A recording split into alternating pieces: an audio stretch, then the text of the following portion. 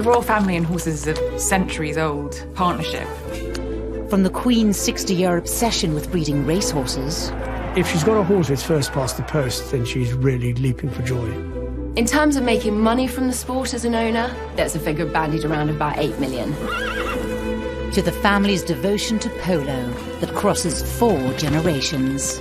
That love of horses in the royal family goes all the way down, from the Queen down to her grandchildren. You forgot your boots. Oh my God. So where did the Queen's love of horses begin? Some wags have even suggested that when she was born, she was sitting on a rocking horse. What are the secrets of the royal racehorses?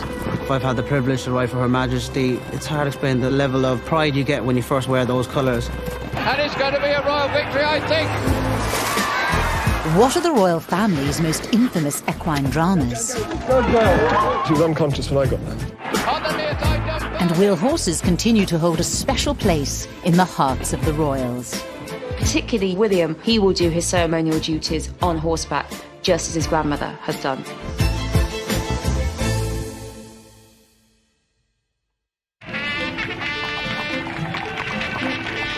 The Queen is admired around the world for her expertise in horses. She owns them, studies them, breeds them, and races them. Horse racing is the love of her life. No, I shouldn't say that, should I? Prince Philip's the love of her life. For her, this is a really scientific and technical operation. It's a big sort of endeavour to produce a race-winning horse in terms of the genetics that go into that horse and also the training. She goes, when possible, to horse racing, and if she can't go, she watches it and she studies form. The Queen's most successful year as a racehorse owner came in her Silver Jubilee year of 1977. The year of punk, Ford Fiestas, and new micro TVs was also the year she celebrated 25 years on the throne. I want to thank all those who have sent me messages of congratulations on my Silver Jubilee. It was a fantastic year for the Queen. Obviously, she was busy and very much in demand. To the man and woman in the street, that was a year of such great excitement. The Queen was taken to a fruit stall, fruit was offered, and finally, one shiny apple was accepted. The Queen received another gift in 1977, the racing triumph of one of her beloved horses, Dunfermline. Dunfermline is a special horse for many reasons. She was a filly bred by the Queen, and she was a filly who really read the script. And they're racing. She was a filly that came out into her best, over long trips, 1.5 miles, 1.75 miles, stamina was her forte. Dunfermline was a gift to the nation, really. Like many of the Queen's horses before her, Dunfermline was bred to compete in the British Classics, a historic series of flat races.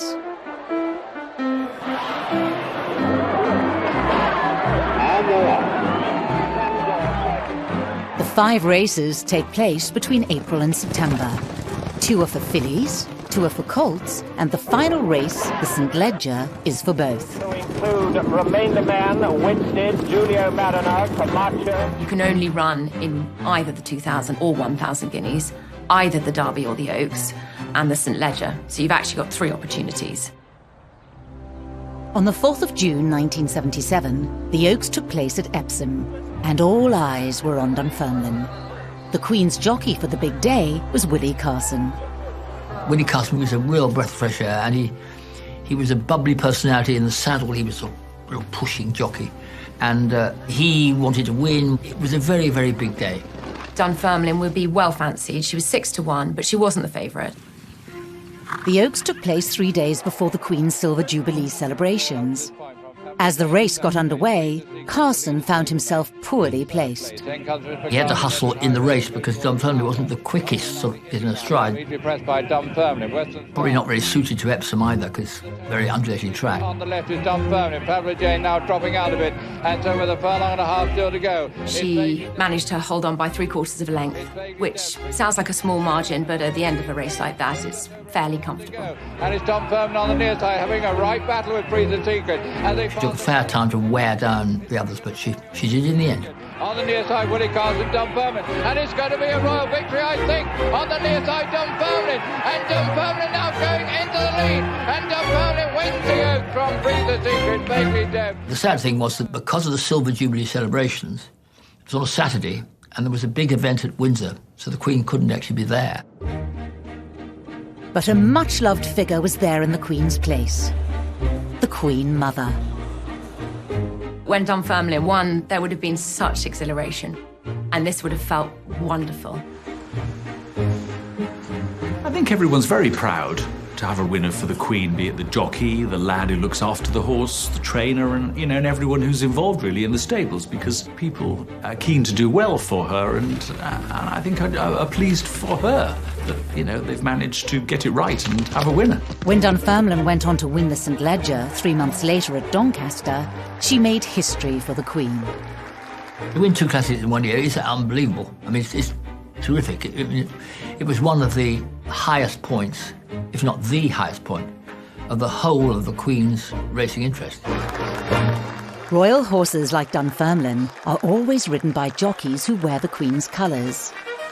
These silk tunics have a very rich history. It's red and it's purple, and that is going back to George V and his colours. But most importantly, purple in particular is always the colour of a royal.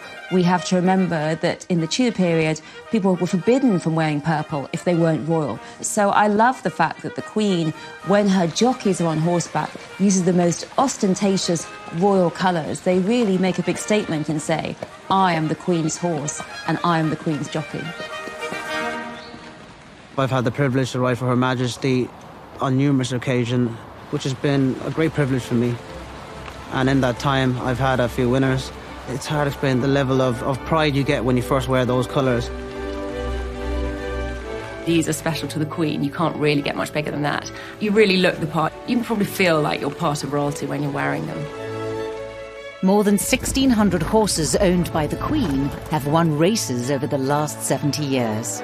Her victory record dates back to 1953, just 2 weeks after her coronation ceremony. Her Majesty herself was evidently in gay mood as she had a word with her jockey, Doug Smith, who was riding Choir Boy, a colt who disappointed at Royal Ascot last year. Choir Boy started well, kept up with the pack, and as the pack moved down the straight, he just ran on. Judging his time nicely, Smith brought Choir Boy along in a strong and successful challenge to beat Brunetto. So this time it was victory for the Queen. It marked the start of her Royal Ascot when she's now got 23 and still counting. Her Majesty, who must certainly have been delighted by her success, went with members of her family to see Choir Boy.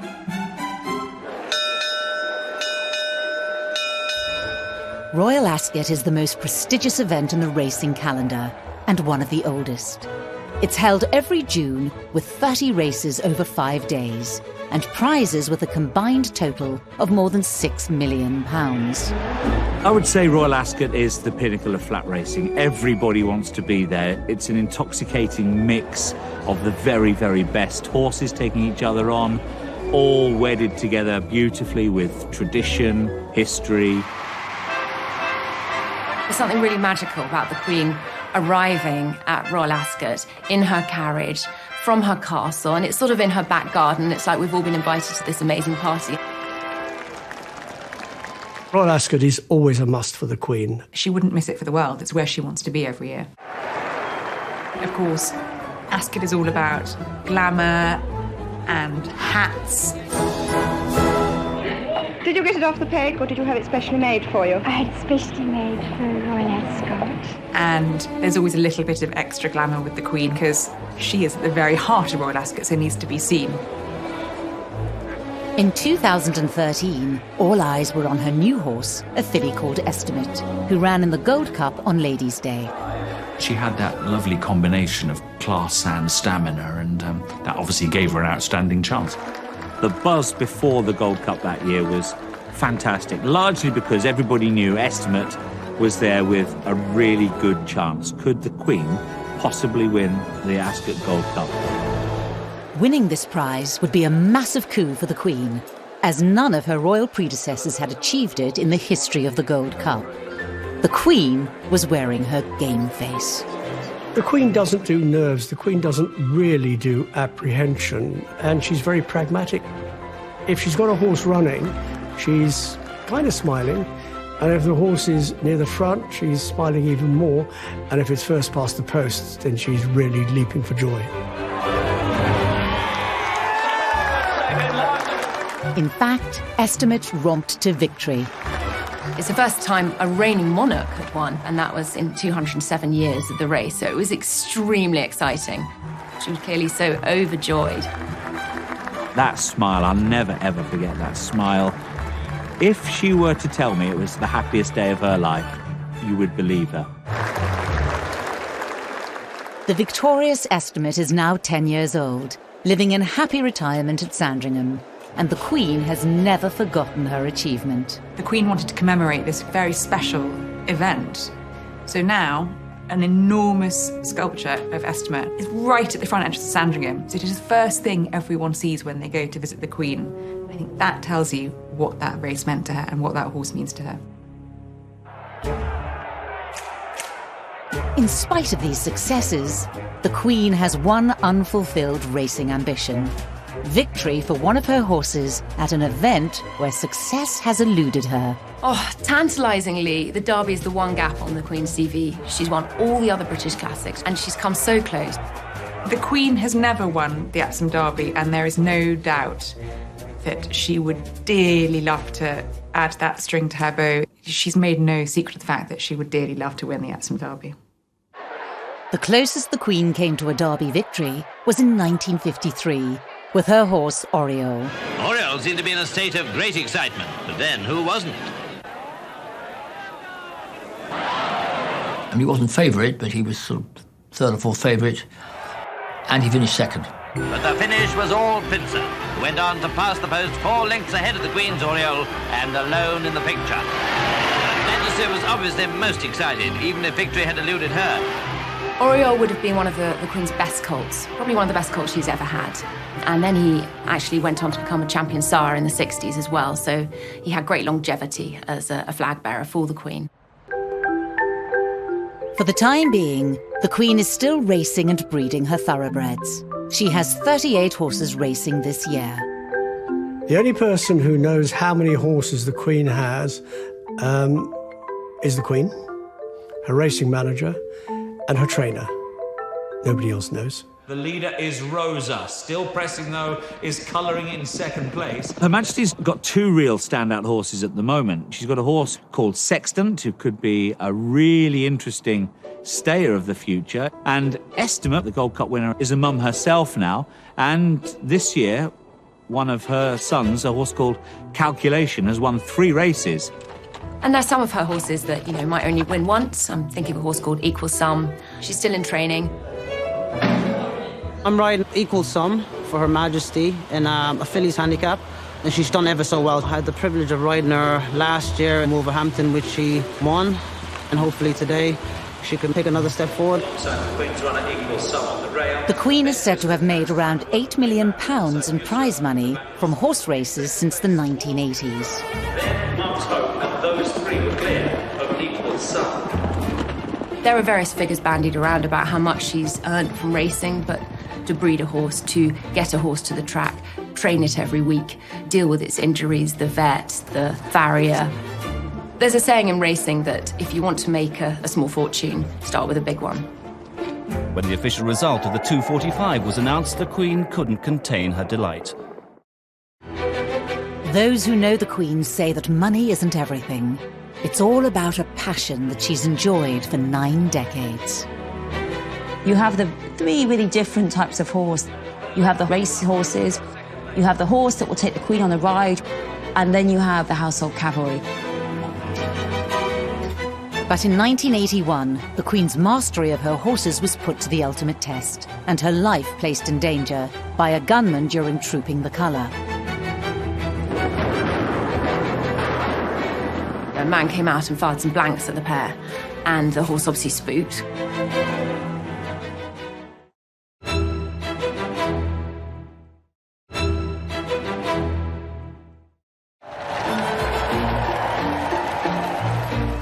The Queen's lifelong fascination with horses has given her an unprecedented knowledge of all things equestrian. For the Queen, horses and particularly horse racing, her number one interest outside country, Commonwealth and family. She has the ability of seeing if a horse is lame from a good 100 metres away.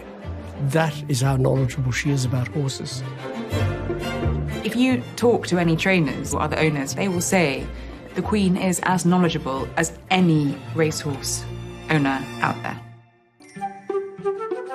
She would look them in the eye, the way that people do look at, their dogs, their horses, and see what you feel about them, how you think they are in themselves, and try to come to some sort of an opinion. It isn't just about intuition. The Queen relies on the latest technology to stay fully acquainted with the lives of her horses. A system was put into place at Sandringham Stud whereby cameras were put up in the foaling berths, and the Queen asked her stud manager David Summers if he would give her a call and let her know when a mare was going into foal, and he said, Your Majesty, is that during the night as well? And she said yes. And so now, whenever a mare goes into foal, any time of the day or night, the Queen is alerted and she can now watch it on her iPad. The Queen's interest in thoroughbreds is just part of a story of monarchs and their horses, which dates back nearly 1,000 years. The king or queen in the Tudor period and the medieval period is still seen as someone who will lead the troops into battle, and that must be done on a horseback. Once essential in wartime, horses were soon found to be ideal for our monarch's leisure pursuits. The big royal for horses, well, that's Henry VIII. He loved jousting, he loved riding. Queen Elizabeth I was watching some horse racing of kind. Both King James I and King Charles II built palaces at Newmarket to hunt and race horses on the local heath. Later royals followed their lead. Queen Anne started Ascot Racecourse, for instance, and the Prince Regent became a huge owner.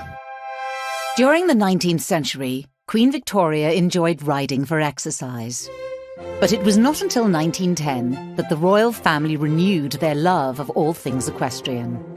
George V absolutely adored horses. That love was inherited by his son, George VI, and particularly by his granddaughter, Elizabeth II. The Queen is the most enthusiastic member of the royal family when it comes to horses that, in living history. I think really they're part of her DNA. Any time she ran horses, actually. It's when I think we see her probably at her most natural. Some wags have even suggested that when she was born, she was sitting on a rocking horse. That's how much horses mean to her. Princess Elizabeth was 4 years old when her passion for horses first blossomed. Her father, King George VI, bought her a Shetland pony called Peggy, and she was plonked on Peggy's back, and Mum or Dad held her hand. And it's a bit like duck taking to water. By the time she got into her early teens, she'd be out riding by herself. The Queen's childhood was one of those aristocratic ones which, in the 1930s, would automatically have horses everywhere. In the early 1940s, the King took her to visit his racehorses, Big Game and Sun Chariot. It's reported that stroking them was such a happy moment for her, she didn't wash her hands for several hours afterwards. Horses were a part of her life much the same way as youngsters going to school. They're either kicking a football or hitting a ball with a hockey stick or with a tennis racket. That was her sport. Princess Elizabeth is 18 years old on the 21st of April, and the date is a milestone in our Constitution, for she will then assume the dignities and responsibilities of heir presumptive to the throne. One of the Queen's many official roles is as Colonel-in-Chief of her official bodyguard, the Household Cavalry. Visiting their stables and spending time with their horses is a real treat for her. The Queen was presented with the horse that she'd gifted them, who had been in special training. The horse formerly known as Joni, Majesty. So this came from the Royal Stud at Hampton Court. And the Queen made some comments about what she looked like, how she was coming on, and gave Joni a polo. It was very, very sweet. She was very animated. And it was one of the only times I've seen her take off her glove. It is properly black, isn't it? Oh, not so possible. She was given a horse from the Canadian Mounted Police called Burmese, and this has become known sort of as her favourite horse, and it wasn't even a racehorse. The Queen owned Burmese for more than 20 years, and the public got to see her during the Queen's annual birthday parade, trooping the colour. The Queen rode it every year for 18 consecutive seasons, which is a considerable amount of time for a horse to serve. In fact, she loved Burmese so much that there's a statue of her in Canada, which she's unveiled, but also for her 90th birthday celebrations, she had a replica rocking horse of Burmese made for her. When Burmese retired, the Queen decided not to replace her. Since 1987, she has used a carriage to ride to Trooping the Colour and inspect the troops. The ceremony of 1,400 servicemen and 200 horses is a grand display of military precision. Trooping the Colour goes back to when it was the monarch's job to review the troops, and that has really been the monarch's job for as long as there has been a monarchy. It's a duty she will not want to forego. Despite the security surrounding the event, the Queen's safety was put in danger in 1981. When a teenage gunman shot at her 6 times. A man came out and fired some blanks at the pair. Scotland Yard spokesman said that 17-year-old Marcus Simon Sargent had been charged with willfully discharging a cartridge pistol in the vicinity of Her Majesty the Queen, intent on alarming her. The horse obviously spooked, and then she gently calms the horse, settles it down, which I think shows her great skill as a horsewoman in that sort of atmosphere with everyone's eyes on her as well.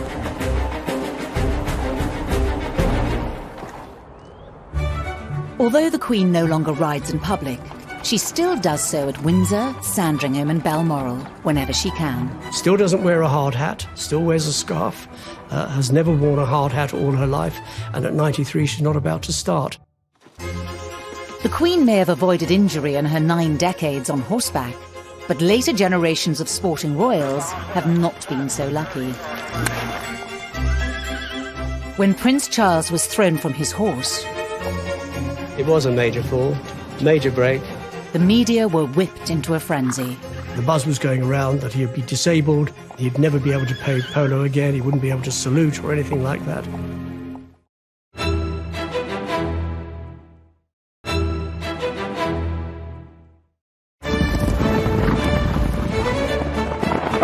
The Queen's love of horse racing is huge, but it's not the only equestrian sport that holds a special place in the hearts of the Windsors. I think polo is rather a royal tradition. Number 4 is Royal Highness the Duke of Cambridge. It is known as the sport of kings. There we are, Prince Harry. It's opulent.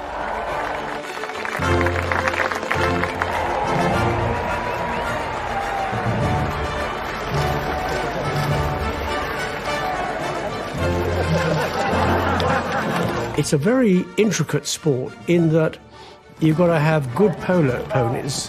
You might be galloping down chasing a ball that's going in the wrong direction and you wanted to go back to the opponent's goal, and you've really got to whack the ball and turn your pony around on the sixpence to chase after the ball again. Prince Harry is there as well. Great play by Prince Harry, gets the ball away, gets it out of danger. It's a wonderful sport. It's a lovely sociable day out. You bring your family, you picnic, you have a glass of champagne and strawberries. It's all the best of a British summer. Polo originated in what was known as Persia. It was first played in Britain in 1869, but its popularity exploded during the 1950s, and that's largely down to Prince Philip. The Duke was already a skilled cricket and hockey player, but polo soon became his true passion. He spearheaded the sport after falling in love with it while serving in Malta with the Royal Navy. His uncle was commander of the cruiser squadron in Malta, and it was actually his uncle, Lord Louis Mountbatten, who introduced Prince Philip to polo. And he took to it. He loved it. When Prince Philip had to come back to England, because he was now sort of full-time consort to the Queen, he was looking for something to do. He'd been a man who spent his entire life dedicated to being a naval man, to going to war, and then when there was peace, he did feel a bit at sea. Having played polo in Malta, he decided that, well, why don't we play polo in England? Prince Philip needed somewhere the size of about 5 football fields to play, and he found the perfect setting within the 4,800 acres of a royal park. He thought, use a section of Windsor Great Park. It was all this land and nothing was being done with it. So in January 1955, the Household Brigade Polo Club was opened. It was here Prince Philip captained his very own team. He formed the Windsor Park polo team, and they went on to win loads of cups and really prestigious tournaments. Throughout the 50s and 60s, they accumulated a collection of the sport's most celebrated cups. He played a lot at Windsor, and because of that, there is a very large polo community that has sprung up, and that essentially is because of Prince Philip. It's put so much time and support into the sport. Each player is given a handicap rating for their skills and value to the team, ranging between -2 and the highest 10. Just 9 players worldwide hold the highest rank. In 1971, the Duke had reached a respectable 5 and reluctantly retired from the sport he adored. Prince Philip ended up giving up polo when he was about 50, which is actually quite a ripe old age for polo because it's a very, very demanding sport physically, and he was getting arthritis. And I think one of his greatest disappointments was having to give it up because it was just too painful for him. Arthritis can be very painful. The Duke's polo career caught the eye of his son, Prince Charles, whose love of horses developed from the sidelines while he watched his father play. In 1980, he rode his own horse, his first racehorse, Ali Baba, and actually came second. And Prince Charles, he was really so attached to Ali Baba. Prince Charles is actually extremely horsey. He went on to become probably one of the top 10 British players at his peak. Charles's first polo pony was a gift from his father, and at the age of just 15, he made his debut on a team captained by Prince Philip. Charles continued to play throughout his teenage years. He needed something energetic to let off steam. You can be angry and you get on a horse and you start chasing a ball and you can whack it with a mallet and let off steam that way. In 1979, he played in a match which perhaps remains one of his greatest sporting memories.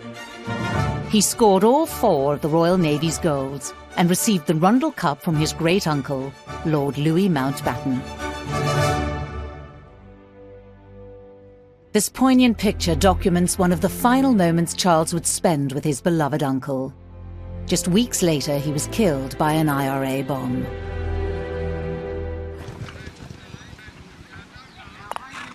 Prince Charles was once quoted as calling polo his one great extravagance. But it's a high-risk sport. Traditional wooden balls are hit at speeds of up to 96 miles per hour. And falls at high speed mean injuries are common. Charles knows this only too well. Then it happened. Did he fall or was he pushed? Charles, just exiting quietly. If you are galloping a pony at 40 miles an hour and turning on a sixpence and screeching to a halt and screeching around the bend, you are going to fall off and you are going to get kicked and you are going to break things. It's just the nature of the sport. They say that it takes 7 falls to make a rider, and most riders fall off a lot more than that in their career. Charles's love of polo has come at a cost. Dickie Arbiter has first-hand experience of the Prince's accidents. He did his back in. So he did suffer from back problems, and I remember I'd been at polo matches with him, and on occasions in the break, the end of a chukker, he would actually sort of just lie flat on the ground just to ease the pain in his back, but he'd always get back on to finish the game. Every injury sustained by the heir to the throne was scrutinised by the press. Yeah, there was one occasion in Florida. He got whacked by the end of a mallet, and he's got a scar. Also in Florida, he was very dehydrated, came off, The worst injury he had was 1990. He went off to play polo at Cirencester. And the next thing, I had a phone call to say he'd come off his pony. He's broken his arm. And when I dashed down to the Cirencester Cottage Hospital, and yes, he had broken his arm in 3 places. Prince Charles is still in some pain, but is out of bed, sitting in a chair in his pyjamas. It was a major fall, major break, and the arm very swollen. The buzz was going around that he'd be disabled, he'd never be able to play polo again, he wouldn't be able to salute or anything like that. And I got it verbally from the surgeon that the bone should knit, and he will be able to play polo again, and he will be able to salute. His polo career was catapulted into the spotlight once again in 1981. Prince Charles was picked to play for his country in a match 3 days before his wedding. And if you're picked to play for your country, you don't turn that down, because it's an honour. I don't think that it was perhaps the most brilliant idea to play just before his wedding. But for Charles, I think the wedding was a very stressful moment, and playing was a way of alleviating that stress. Throughout his life, polo has been a great escape for Prince Charles, and it has been an escape, I think, for what's been difficulties in his emotional life, difficulties with his parents, difficulties in his marriage.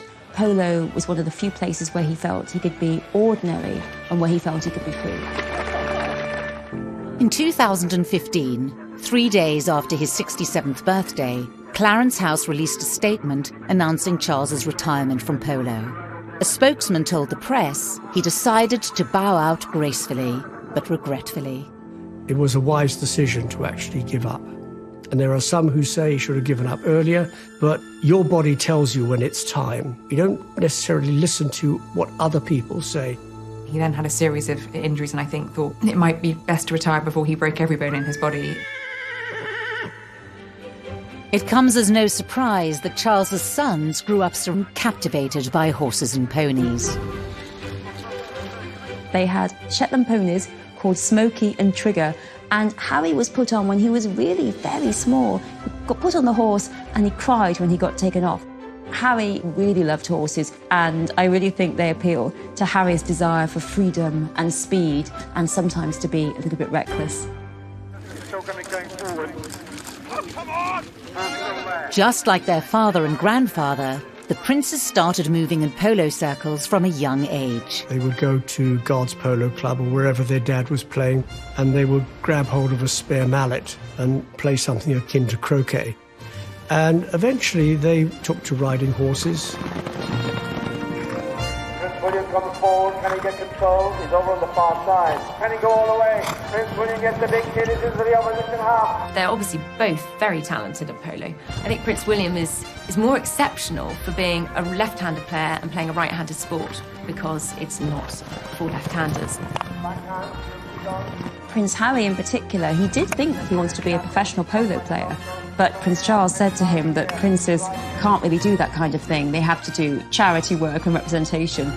So the princes came up with an inspired idea: combine charity work with their favourite sport. William and Harry have taken the decision to play polo just for very special causes. So every year throughout the summer, they tend to play in a series of polo matches that are specifically in aid of charities they support. In 2018, Prince Harry participated in the Centre Barlow Polo Cup.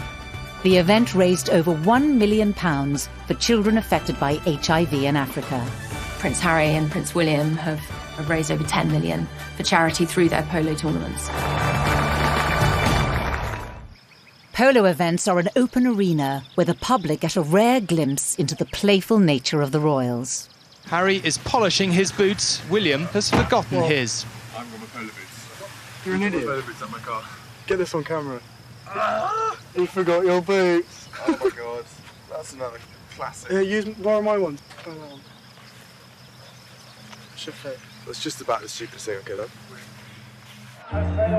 Polo has long been the setting for family gatherings. It's not unusual for the family to go and watch husbands playing polo. Through the decades, many affectionate and carefree moments have been caught on camera. Polo is always a thrilling game to watch. Obviously, the royal party found it so on this occasion. Late Diana, Princess of Wales, went regularly to watch the Prince of Wales.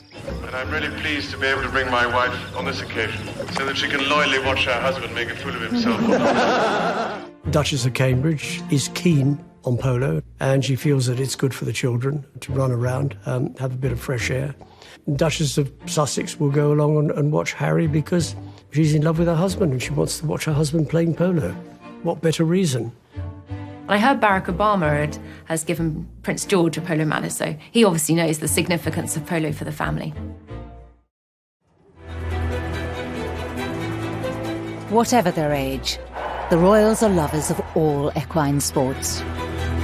They drive around obstacles at high speeds, screeching around the turns. However, even away from the polo fields, their sporting pursuits are filled with drama. They got smashed up regularly. I didn't actually see what happened. The horse hit the fence. She was unconscious when I got there.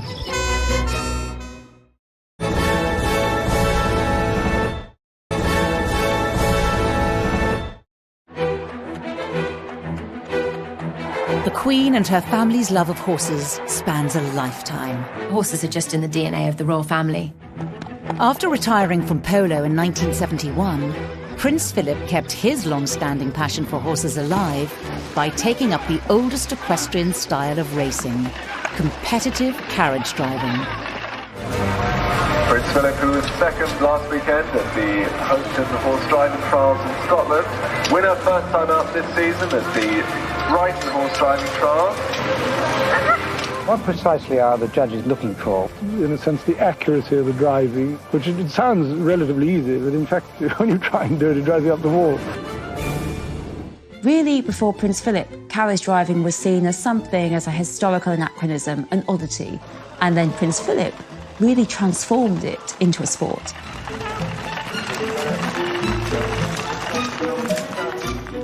Competitions are normally held over 3 days, and riders are judged on dressage, speed over a 10-kilometre course, and cone driving.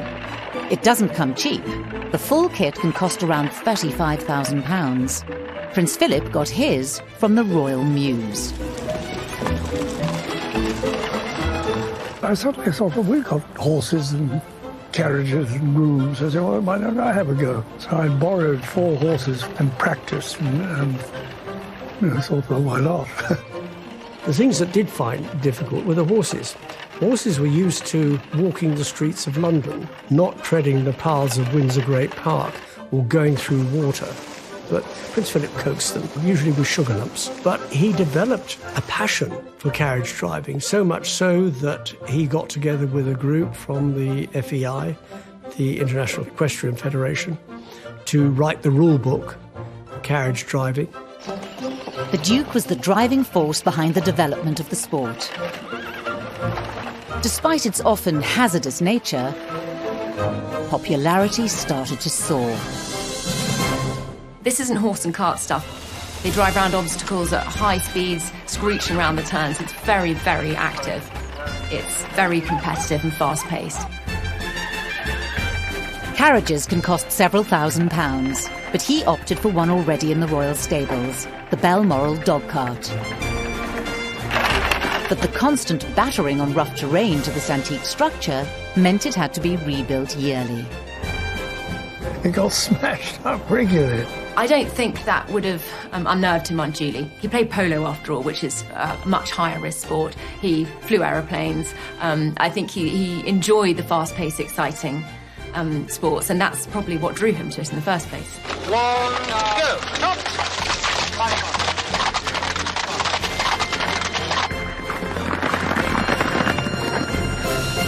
Despite the dangers, the Duke was hooked. He persevered after coming close to last in his first competition. Lo and behold, his second tournament was the European Championships. He went on to compete in 2 more European Championships and I think 6 World Championships, and was really a very, very high-class competitor. Philip announced his retirement from the sport in 2017. But his devotion is still evident today, as he drives Fell ponies, a royal favourite, around Sandringham. Here he is, 98, and he's still carriage driving. He's going out reasonably regularly, with a coach and 4, to a bit of exercise. Loves it. he won't give that up. Prince Philip's love for horses naturally rubbed off on his daughter Anne. He's famously quoted, describing his daughter's obsession, "If it doesn't fart or eat hay, she isn't interested." Anne triumphed in the thrilling equestrian sport of eventing. Competitors are marked on dressage, show jumping, and cross-country. Princess Anne, like Prince Charles, is extremely horsey. She would have achieved more notable success because she became European champion in eventing. So she was a phenomenal rider in her era. Just like her brother, Anne's falls get almost as much attention as her achievements. In 1976, disaster struck at the Portman Hunt trials. I didn't actually see what happened, but it looked like so that the horse hit the fence and she got thrown onto the ground and the horse came over on top and rolled on top of it. She was unconscious when I got there. It was later learnt that Princess Anne had cracked a vertebra.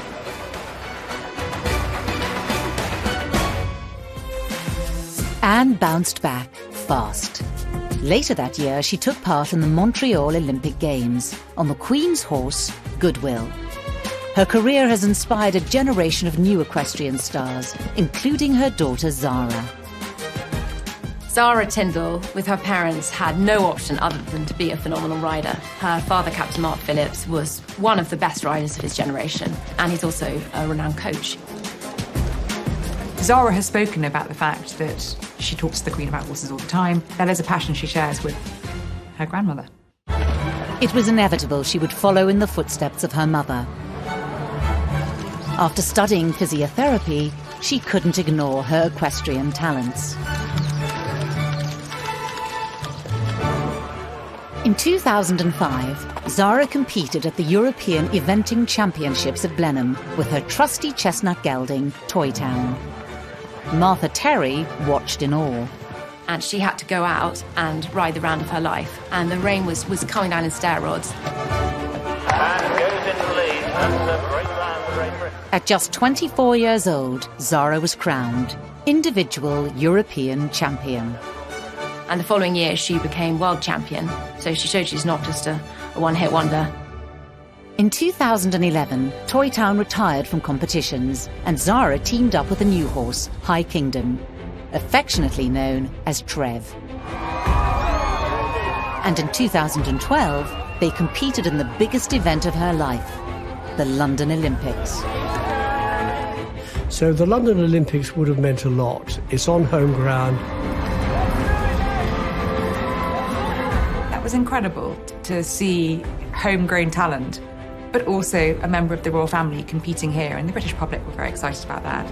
Zara became the first Royal Olympic medalist, winning silver, a jubilant moment for her country and her family. Princess Anne, Princess Royal, presented it, and that would have been a proud moment, not just for Mum, but for Zara as well.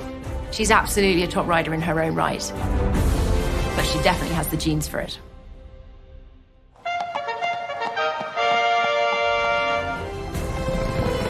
The Queen's love of horses began as a child, and through the years her fascination has remained.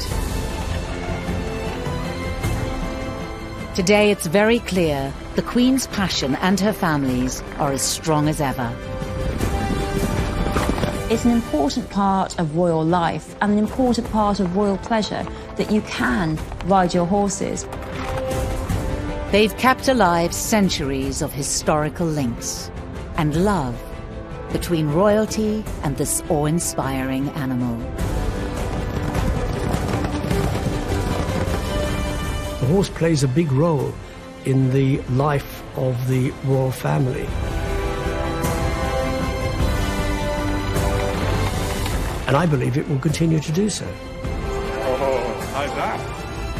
And I think for William, it's very important to him that if he can, when he comes to the throne, he will do his ceremonial duties on horseback, just as his grandmother has done.